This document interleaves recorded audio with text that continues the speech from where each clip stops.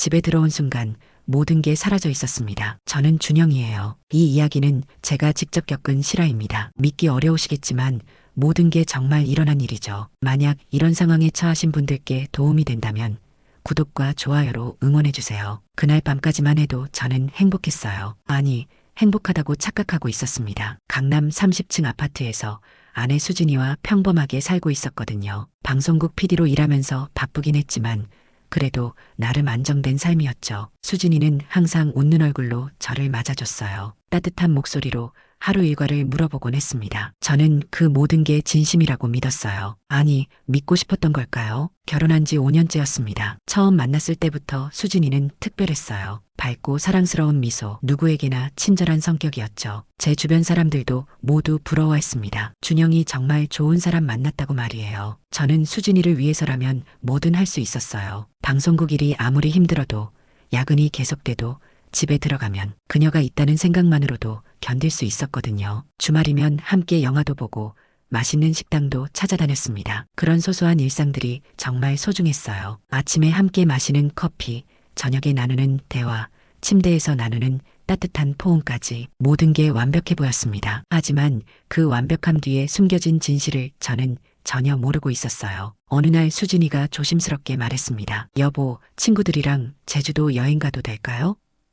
저는 흔쾌히 허락했어요. 물론이지, 마음껏 쉬다 와라고 했죠. 평소 집에만 있던 수진이가 친구들과 여행을 간다니 오히려 기뻤거든요. 고마워요, 여보. 3박 4일 정도 다녀올게요. 수진이는 환하게 웃으며 말했습니다. 그 웃음이 마지막 진짜 웃음이 될 줄은 그때 몰랐죠. 여행 전날 밤 수진이는 평소보다 더 부산스럽게 짐을 쌌어요. 새로 산 원피스, 수영복, 예쁜 액세서리들까지 챙기더라고요. 친구들한테 예쁘다는 소리 듣고 싶다면서 수줍어하던 모습이 아직도 선명합니다. 공항까지 배웅을 해줄까 했지만 괜찮다며 정중히 거절했어요. 친구들이 태워준다고 하더라고요. 지금 생각해보면 그때부터 이상했던 거예요. 평소 같으면 배웅해달라고 했을 텐데 말이죠. 수진이가 떠난 후 집은 너무 조용했어요. 혼자 있는 시간이 늘어나면서 이상하게 불안한 기분이 들었습니다. 그냥 처음으로 아내와 떨어져 있어서 그런가 보다 했죠. 첫날 밤 수진이한테서 문자가 왔어요. 잘 도착했다는 내용과 함께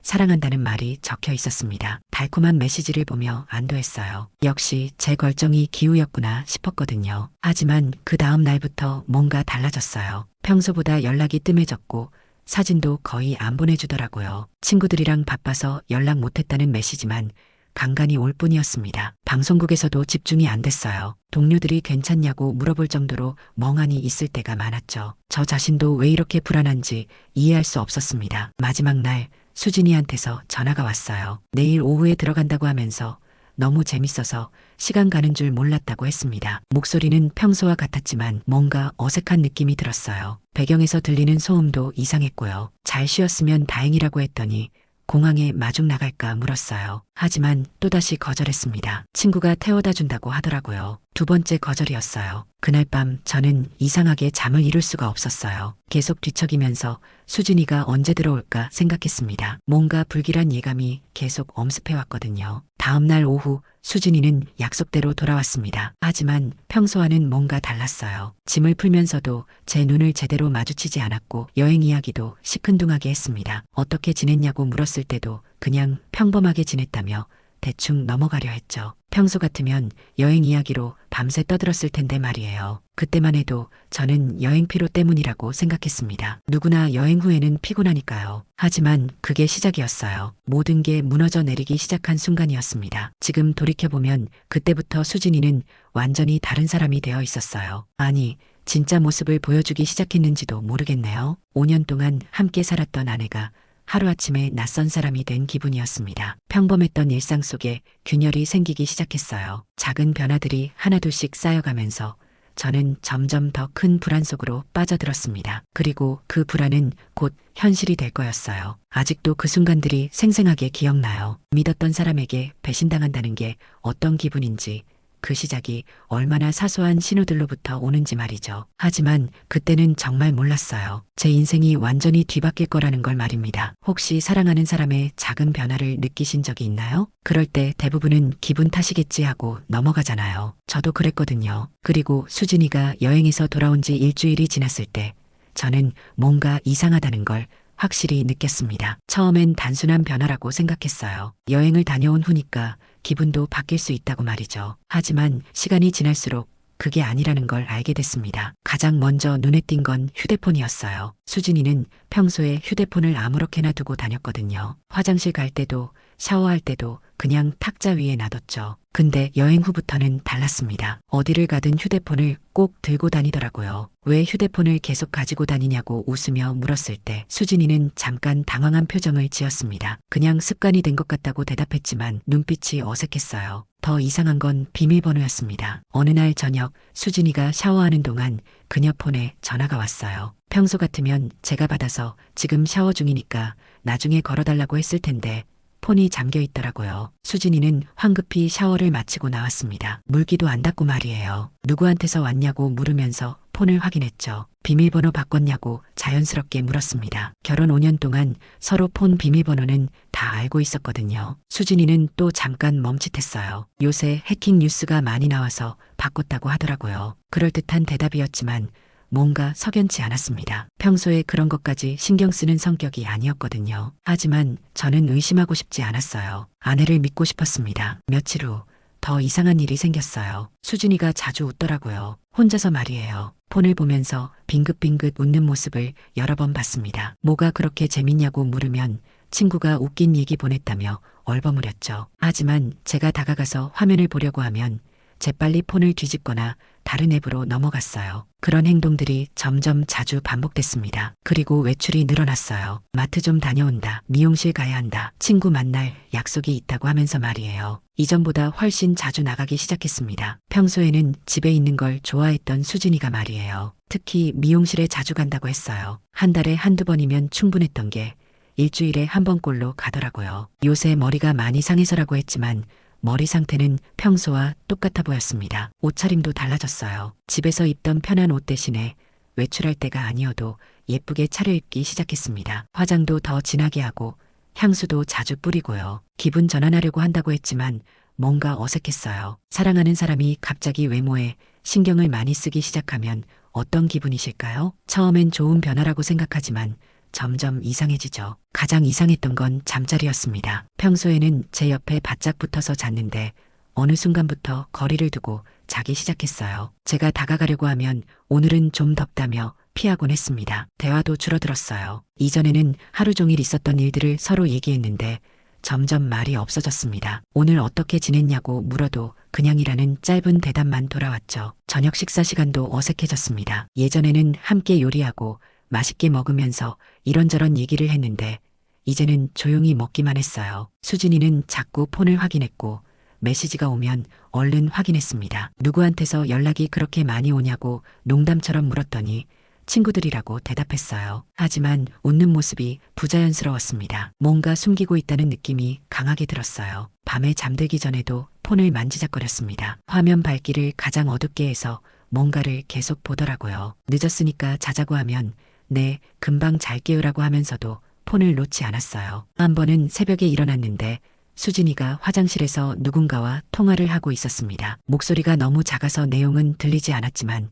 분명히 누군가와 얘기하고 있었어요. 제가 문을 두드렸더니 갑자기 조용해졌습니다. 누구랑 통화했냐고 물었을 때 수진이는 아무도라면서 잠꼬대했나 보다고 웃었습니다. 하지만 그 웃음이 너무 어색했어요. 거짓말이라는 걸 직감적으로 알 수 있었죠. 주말에 함께 보내는 시간도 줄어들었어요. 친구들이 만나자고 해서 갑자기 일이 생겼다며 자주 나가기 시작했습니다. 이전에는 주말만큼은 꼭 함께 보냈는데 말이에요. 그런 변화들이 하나씩 쌓여가면서 저는 점점 더 불안해졌습니다. 뭔가 잘못되고 있다는 걸 느꼈지만 확실한 증거는 없었어요. 그냥 추측일 뿐이었죠. 방송국에서도 집중이 안 됐습니다. 동료들이 요새 왜 그러냐고 물어볼 정도로 멍하니 있을 때가 많았어요. 촬영 중에도 자꾸 수진이 생각이 나서 실수를 했습니다. 후배가 괜찮으냐고 걱정스럽게 물어봤을 때 저는 괜찮다고 대답했지만 사실은 전혀 괜찮지 않았어요. 집에 가는 게 두려워지기 시작했거든요. 어떻게 물어봐야 할지, 뭐라고 말해야 할지 모르겠더라고요. 혹시 제가 너무 예민한 건 아닐까 싶기도 했고 괜한 의심을 하는 건 아닐까 하는 생각도 들었습니다. 하지만 마음 한구석에서는 계속 경고음이 울리고 있었어요. 뭔가 크게 잘못되고 있다는 제가 모르는 일이 벌어지고 있다는 불안감 말이에요. 더 이상 참을 수 없었습니다. 의심만으로는 안 되겠더라고요. 그 결정적인 순간은 화요일 오후였어요. 수진이가 또 친구 만나러 간다며 나갔을 때였습니다. 평소보다 더 정성스럽게 화장을 하고 새로 산 원피스를 입고서 말이에요. 저는 그날 일찍 퇴근했거든요. 깜짝 놀라게 해주려고 꽃도 사고 수진이가 좋아하는 케이크도 샀습니다. 하지만 집에는 아무도 없었어요. 테이블 위에 쪽지만 하나 있더라고요. 친구들과 저녁 약속이 있으니 먼저 드시라는 내용이었습니다. 그 순간 뭔가 확신이 섰어요. 이건 정말 이상하다는 걸 말이죠. 결혼 5년 동안 수진이가 이렇게 자주 친구들을 만난 적이 없었거든요. 게다가 어떤 친구를 만나는지도 구체적으로 말해준 적이 없었어요. 저는 결심했습니다. 진실을 알아야겠다고 말이에요. 인터넷을 검색해서 사설탐정 사무소를 찾았어요. 처음에는 정말 망설여졌습니다. 내가 지금 뭘 하고 있는 거지 하는 생각이 계속 들었거든요. 하지만 이대로 모른 척하고 살 수는 없었어요. 다음날 점심시간에 탐정사무소를 찾아갔습니다. 강남역 근처 작은 건물 3층에 있는 곳이었어요. 김민석이라는 탐정이 저를 맞아주더라고요. 40대 중반 정도의 차분한 인상이었습니다. 어떤 일로 왔는지 물었을 때 저는 한참을 망설였어요. 말로 하는 순간 정말이 될 것 같아서 말이죠. 아내를 의심하고 있습니다. 그렇게 말하고 나니까 가슴이 먹먹해졌어요. 제가 정말 이런 일을 하고 있다는 게 믿어지지 않았거든요. 김민석 탐정은 이해한다는 듯이 고개를 끄덕였습니다. 구체적으로 어떤 부분이 의심스러운지 묻더라고요. 그래서 저는 지난 몇 주 동안 느꼈던 모든 변화들을 털어놨어요. 휴대폰 비밀번호, 잦은 외출, 행동 변화까지 모든 걸 말이죠. 충분히 조사할 만한 상황이라고 하면서 보통 일주일에서 열흘 정도 시간이 걸린다고 했어요. 비용은 생각보다 비쌌지만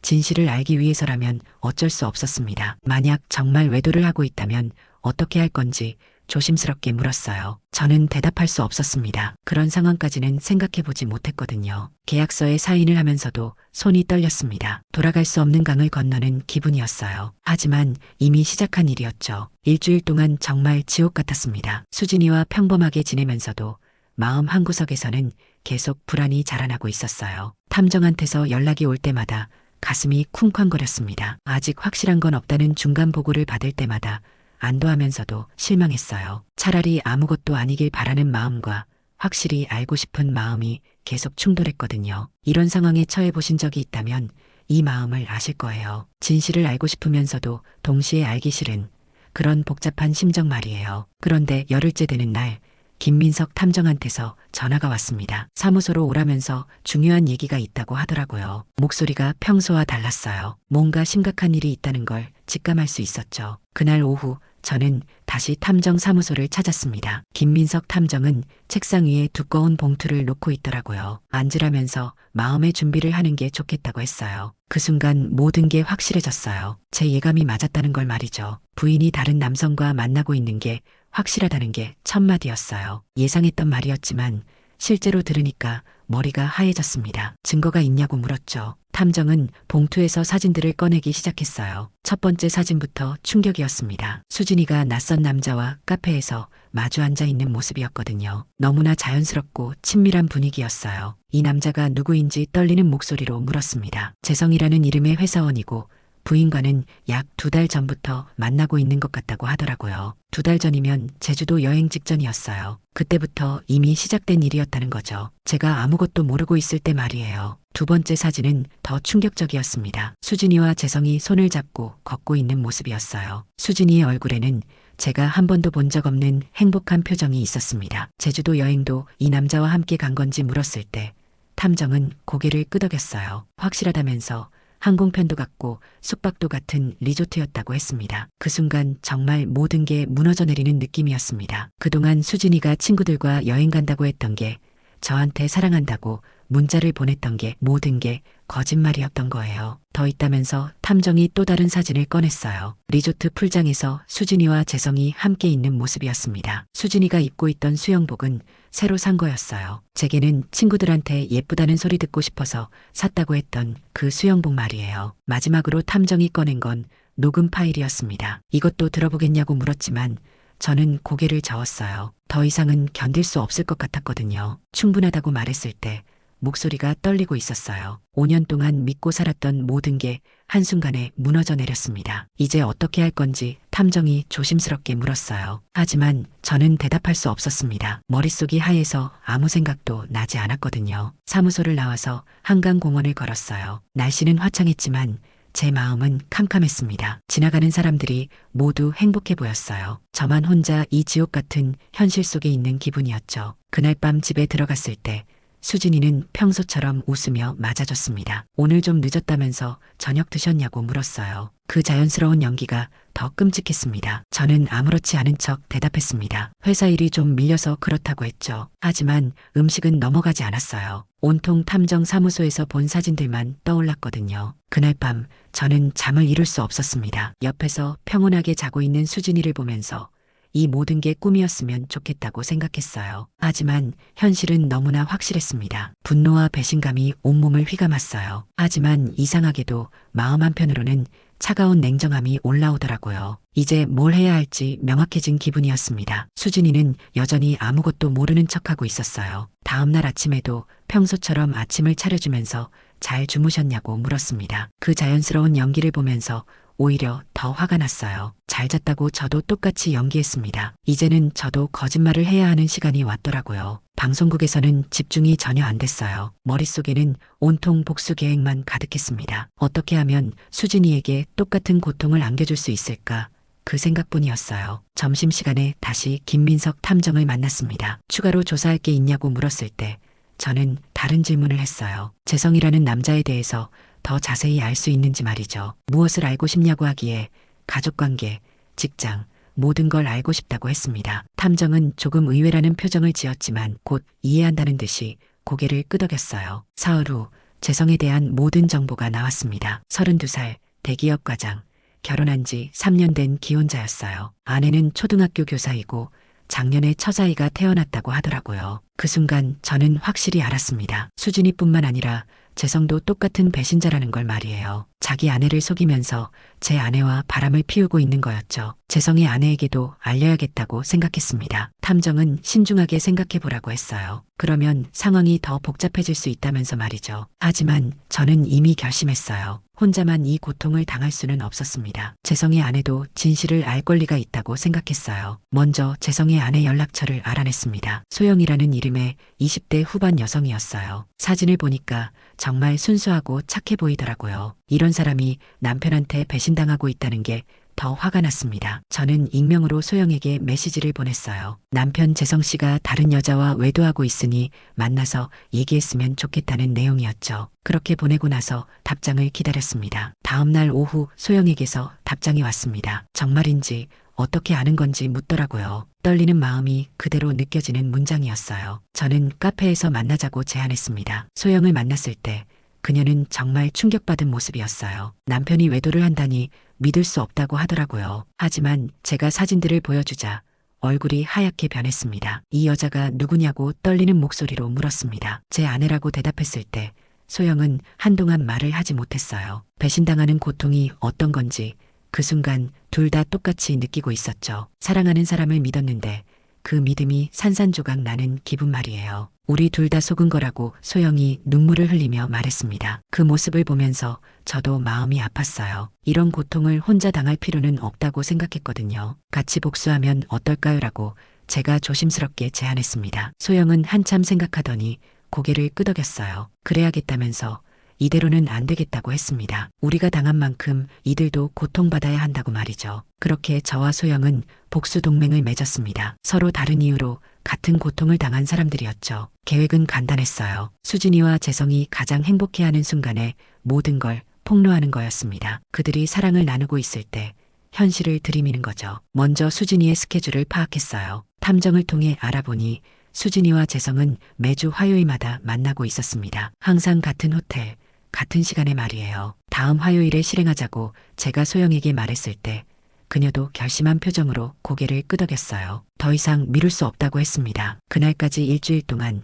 저는 평소처럼 수진이와 지냈습니다. 하지만 마음속으로는 계속 카운트다운을 하고 있었어요. 이제 며칠 남지 않았다. 곧 모든 게 끝날 거라고 말이에요. 수진이는 여전히 아무것도 모르고 있었어요. 화요일 아침에도 친구들이랑 쇼핑하러 나간다며 거짓말을 했습니다. 그 자연스러운 모습을 보면서 이 사람이 정말 5년 동안 저와 함께 살았던 사람이 맞나 싶었어요. 즐겁게 다녀오라고 저도 웃으며 배웅했습니다. 하지만 마음속으로는 이게 마지막이라고 생각하고 있었죠. 수진이가 나간 후 저는 소영에게 연락했습니다. 준비됐냐고 물었더니 준비됐다고 하더라고요. 소영의 목소리도 단호했어요. 오후 2시 저와 소영은 호텔 로비에서 만났습니다. 둘 다 긴장한 표정이었지만 결심은 확고했어요. 방번호는 1205였습니다. 탐정이 미리 알려준 정보였죠. 엘리베이터를 타고 올라가면서 가슴이 쿵쾅거렸어요. 곧 모든 진실이 폭로될 거라는 생각에 말이에요. 소영도 마찬가지로 긴장한 모습이었습니다. 12층에 도착해서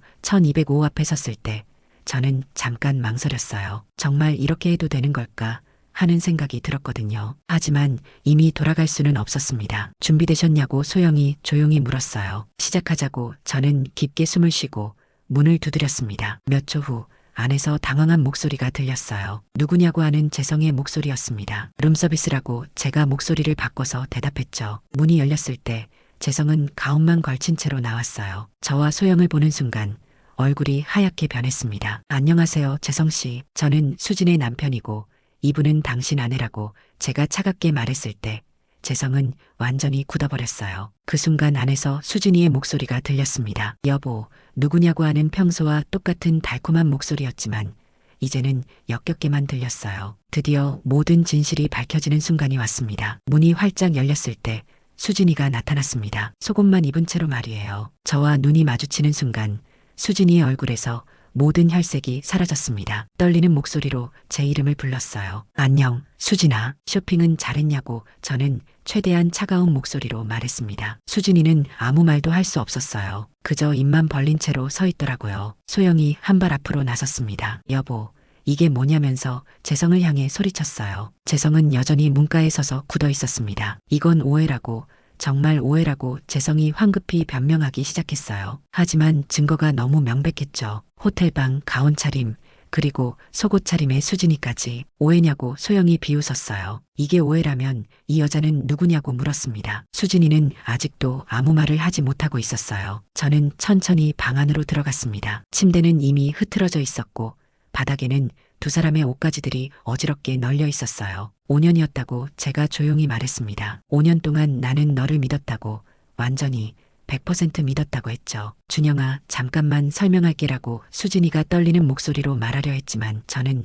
손을 들어 막았어요. 설명은 필요 없다고 했습니다. 이미 다 봤다면서 휴대폰을 꺼내서 탐정이 찍어준 사진들을 보여줬어요. 카페에서 손잡고 있는 사진, 제주도 리조트에서 함께 있던 사진들 말이에요. 수진이가 그 사진들을 보는 순간 완전히 무너져 내렸어요. 바닥에 주저앉으면서 어떻게 알았냐고 중얼거렸습니다. 제주도 여행도 이 남자와 함께 간 거였냐고 제가 물었을 때 수진이는 고개를 숙였어요. 더 이상 거짓말할 수 없다는 걸 아는 표정이었습니다. 한편 소영은 재성과 치열하게 싸우고 있었어요. 아이가 있는데 어떻게 이럴 수 있냐면서 소영의 목소리가 복도까지 울려 퍼졌습니다. 소영아, 제발 조용히 해. 사람들이 다 듣는다고 재성이 당황해서 말했지만 소영은 더 큰 소리로 소리쳤어요. 조용히 하라고. 지금 이 상황에서 그런 소리를 하냐고 했죠. 저는 수진이에게 다가갔습니다. 언제부터였냐고 물었더니 2달 전부터라고 작은 목소리로 대답했어요. 왜냐고 물었지만 수진이는 대답하지 못했습니다. 사랑한다고 했잖아. 매일 밤 사랑한다고 했다고 제가 계속 물었을 때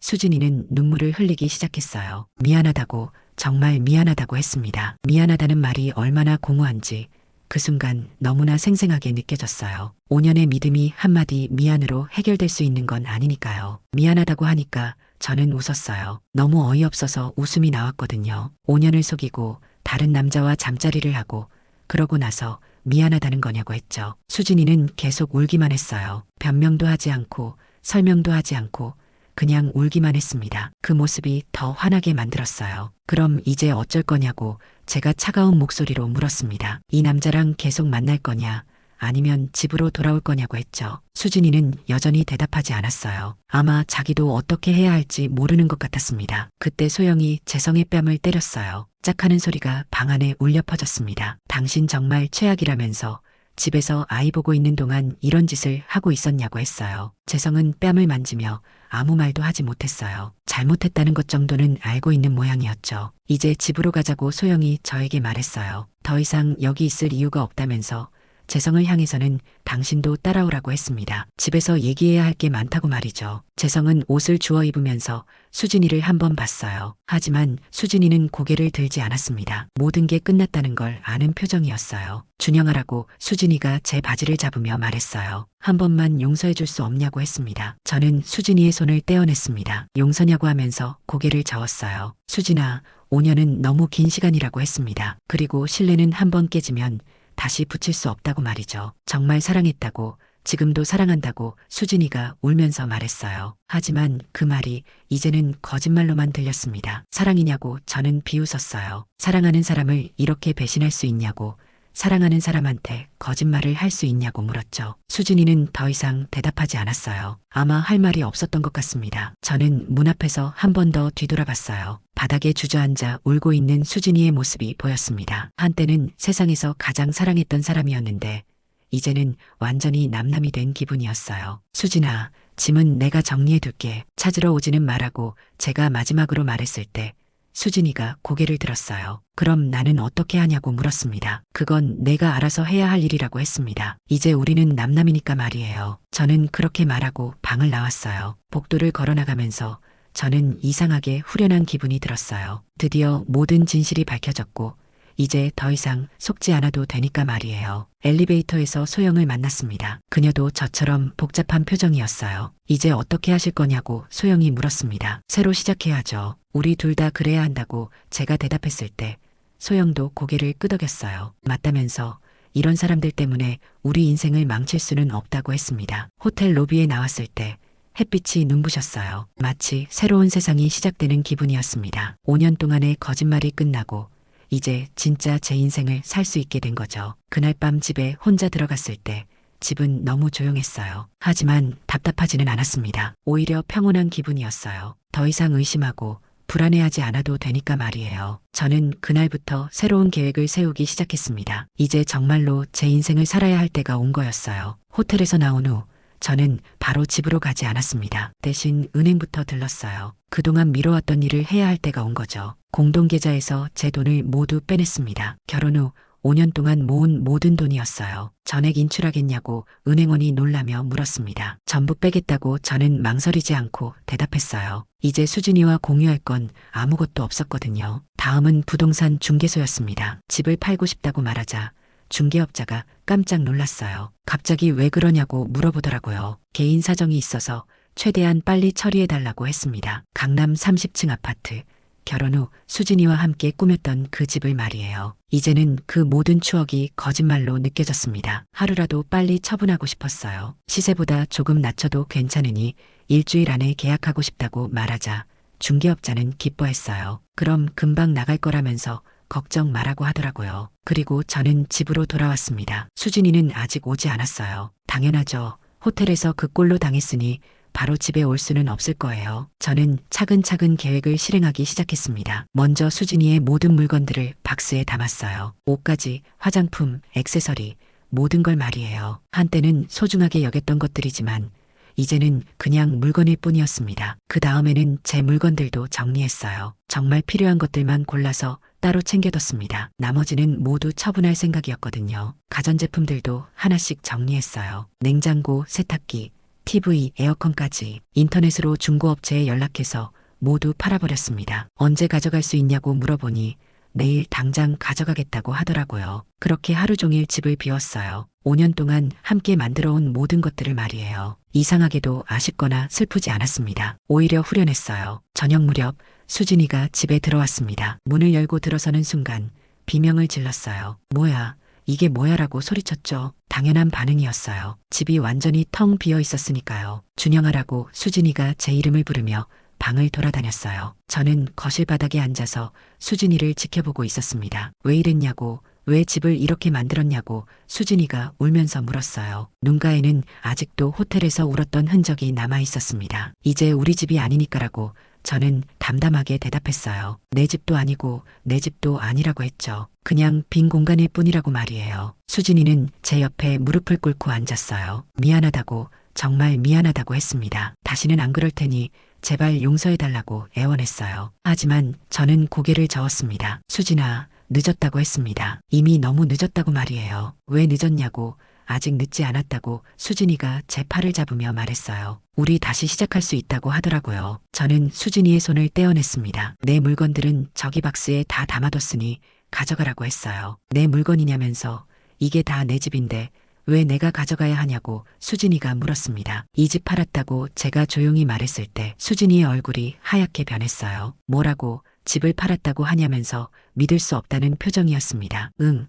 일주일 후면 계약 끝난다고 했습니다. 그러니까 그 전에 나가야 한다고 말이에요. 수진이는 한동안 말을 하지 못했어요. 배신당한 사람이 이렇게까지 해야만 마음이 풀릴까요? 아니면 이것도 당연한 결과일까요? 준영아, 제발 이건 너무하다고 수진이가 말했어요. 아무리 그래도 이렇게까지 할 필요는 없지 않냐고 하더라고요. 너무하다고 하니까 저는 웃었어요. 수진아, 누가 먼저 너무한 걸까라고 물었습니다. 수진이는 아무 말도 할 수 없었어요. 자기가 한 일이 얼마나 나쁜 건지 알고 있었거든요. 5년 동안 쌓아온 게 이렇게 하루 만에 사라질 수 있다는 걸 이제 알겠냐고 제가 계속 말했어요. 내가 우리 관계를 하루 만에 망가뜨린 것처럼 말이라고 했죠. 그때 수진이의 휴대폰이 울렸어요. 화면을 보니 재성이라는 이름이 떠 있더라고요. 수진이는 급히 전화를 끊었지만 저는 이미 다 봤습니다. 아직도 연락하는구나 라고 제가 차가운 목소리로 말했어요. 준영아, 이건이라고 수진이가 말하려 했지만 됐다고 변명은 그만하라고 했습니다. 수진이는 다시 울기 시작했어요. 그럼 나는 어떻게 하냐면서 갈 곳도 없다고 하더라고요. 그건 내가 알아서 해야 할 일이라고 했습니다. 내가 선택한 거니까 말이에요. 재성이한테 가면 되지 않냐고 제가 비꼬듯이 말했을 때 수진이는 고개를 저었어요. 재성이는 아내한테 들켜서 이제 만날 수 없다고 하더라고요. 그럼 더 좋은 거 아니냐고 했습니다. 이제 진짜 자유로워진 거라고 말이에요. 하지만 수진이는 계속 울기만 했어요. 저는 자리에서 일어났습니다. 나는 이제 간다고. 내가 언제까지 여기 있을지는 모르겠지만 일주일 후에는 무조건 나가야 한다고 했어요. 어디로 가냐고 수진이가 물었어요. 새로운 곳으로 새로운 사람들과 함께 간다고 저는 대답하고 문 쪽으로 걸어갔습니다. 준영아라고 수진이가 마지막으로 제 이름을 불렀어요. 저는 뒤돌아보지 않았습니다. 이미 끝난 일이었거든요. 계단을 내려가면서 저는 정말 홀가분한 기분이었어요. 5년 동안의 짐을 모두 내려놓은 기분이었습니다. 무겁고 답답했던 마음이 한순간에 가벼워졌어요. 밖으로 나왔을 때 바람이 시원했습니다. 이제 정말 새로운 시작이라는 걸 느낄 수 있었어요. 수준이 없는 삶, 거짓말 없는 삶을 살 수 있게 된 거죠. 저는 미리 예약해둔 호텔로 갔습니다. 새 집을 구할 때까지 임시로 머물 곳이었어요. 호텔 방에 들어가서 창밖을 바라보니 서울의 야경이 아름답게 펼쳐져 있었습니다. 이제 진짜 내 인생을 살아야지라고 저는 혼자 중얼거렸어요. 그리고 그날 밤 5년 만에 처음으로 편안하게 잠들 수 있었습니다. 더 이상 의심할 필요도 불안해할 필요도 거짓말을 들을 필요도 없었거든요. 모든 게 끝났고 새로운 시작이 기다리고 있었습니다. 수진이는 아마 아직도 그 빈집에서 울고 있을 거예요. 복수를 완성한 후 일주일이 지났을 때 저는 소영에게서 연락을 받았습니다. 재성이 집을 나갔다는 소식이었어요. 전화기 너머로 들리는 소영의 목소리는 차분했지만 그 안에는 깊은 상처가 담겨 있었죠. 소영과 만나서 자세한 얘기를 들었어요. 호텔에서 그 일이 있은 후 재성은 집에 돌아가서 모든 걸 자백했다고 하더라고요. 하지만 소영은 용서할 수 없었습니다. 특히 아이가 있는 상황에서 그런 배신을 당했다는 게 더 충격이었죠. 재성이 부모님도 저를 원망하고 있다면서 소영이 씁쓸하게 웃었어요. 아들이 외도한 건 며느리 탓이라는 식으로 얘기한다고 하더라고요. 그 말을 들으니 화가 났습니다. 잘못한 건 재성인데 왜 소영이 그런 소리를 들어야 하는지 이해할 수 없었거든요. 소영의 친구들도 마찬가지였어요. 처음에는 동정하는 척했지만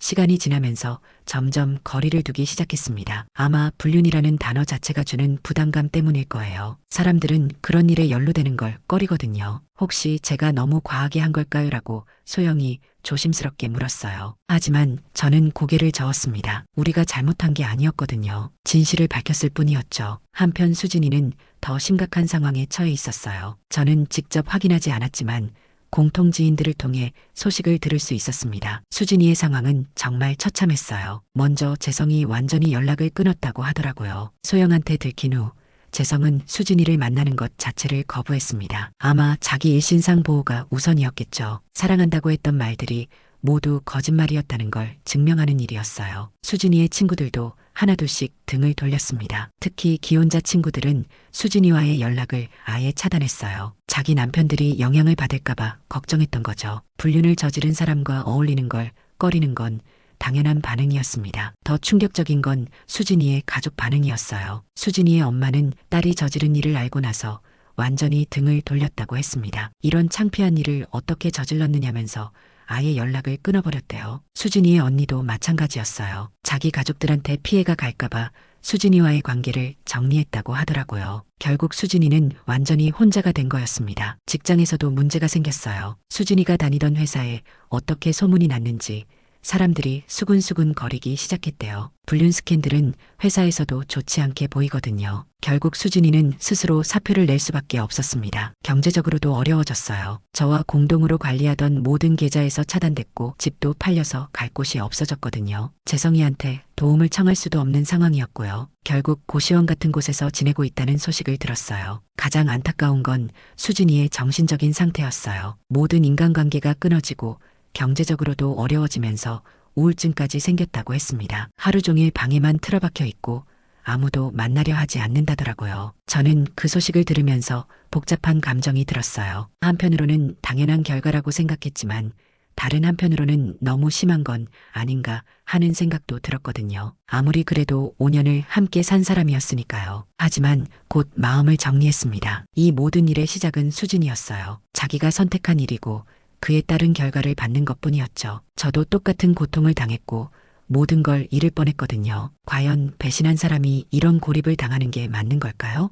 아니면 이것도 자업자득인 걸까요? 재성의 상황도 비슷했어요. 소영과 이혼 절차를 밟고 있고 직장에서도 좋지 않은 시선을 받고 있다고 했습니다. 아이와도 떨어져 살게 됐고 부모님과의 관계도 악화됐어요. 자업자득이라고 할 수 있겠죠. 저와 소영은 가끔 만나서 서로의 안부를 물었어요. 같은 고통을 겪은 사람끼리의 동질감이 있었거든요. 하지만 연인 관계로 발전하지는 않았습니다. 둘 다 아직 상처가 아물지 않았고 새로운 사랑을 시작하기에는 이른 시기였어요. 가끔 후회되지 않느냐고 소영이 어느 날 물어봤어요. 만약 그냥 모른 척했다면 어땠을까 하는 생각이 들 때가 있다고 하더라고요. 저는 고개를 저었습니다. 아니라고 진실을 아는 게 나았다고 했어요. 계속 속고 살 수는 없었다고 말이죠. 그게 제 진심이었습니다. 아픈 진실이 달콤한 거짓말보다 낫다고 생각했거든요. 몇 달이 지나면서 저는 점차 안정을 찾아갔어요. 새로운 집도 구했고 직장에서도 예전처럼 집중할 수 있게 됐습니다. 무엇보다 마음이 편해졌어요. 더 이상 의심하거나 불안해하지 않아도 되니까요. 가끔 수진이 생각이 날 때가 있었어요. 함께 웃었던 시간들,